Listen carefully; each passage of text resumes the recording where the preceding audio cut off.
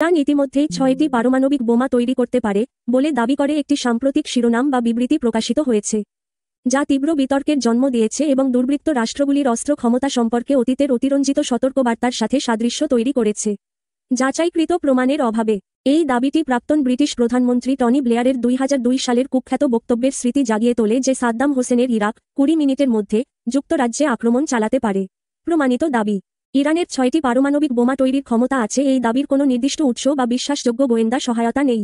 ১৪ April ২০২৫ তারিখ পর্যন্ত আন্তর্জাতিক পরমাণু শক্তি সংস্থা IAEA বা প্রধান গোয়েন্দা সংস্থাগুলির কোনো পাবলিক তথ্য নিশ্চিত করে না যে ইরানের কাছে সমৃদ্ধ ইউরেনিয়াম, প্রযুক্তিগত দক্ষতা বা ৬টি কার্যকর পারমাণবিক অস্ত্র তৈরির জন্য সরবরাহ ব্যবস্থা রয়েছে।